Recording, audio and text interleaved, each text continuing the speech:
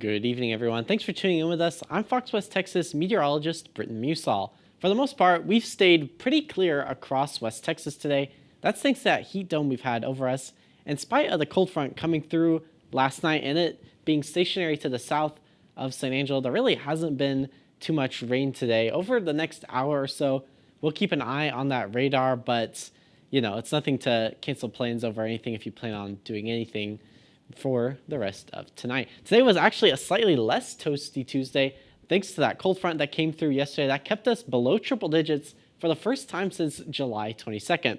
We were 9 degrees cooler than that record we set back 3 years ago when it was 107 in 2020. Taking a look at that cold front right now, it's just to the south of Del Rio, currently in the 80s for most of the state of Texas.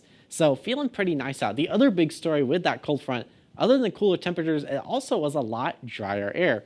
Dew point is a measure of how much humidity is in the atmosphere. The higher the dew points, the more moisture in the atmosphere. Currently, dew points in the 50s compared to dew points in the 60s we saw yesterday.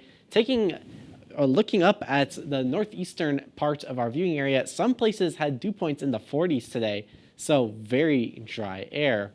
Over West Texas, thankfully, no heat-related watches or warnings right now. You can see there are a couple toward the southeast. Unfortunately, given how hot it's going to be over the next couple of days, I do anticipate the National Weather Service issuing some heat-related watches and warnings.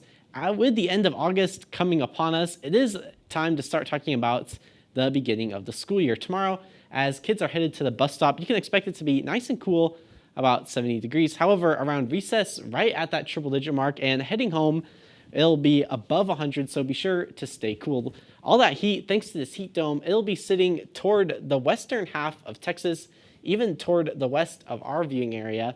So what that means for San Angelo, what that means for Abilene, is high temperatures and cool skies. So really, tonight, after that cool down, after that really small rain chance, I'm pretty much just expecting it to stay hot and dry. We can see that in the 7-day forecast. 102 tomorrow before returning to above near 110 towards the end of this week. So Bert, we had that little cool down yesterday and today, but unfortunately it just looks like the heat's going to continue. Fortunately though, it does look like going into Sunday and the beginning of next week, there is going to be a brief break from the heat, closer to 100 instead of 110, but we'll definitely keep our eyes on that. Bert, back to you.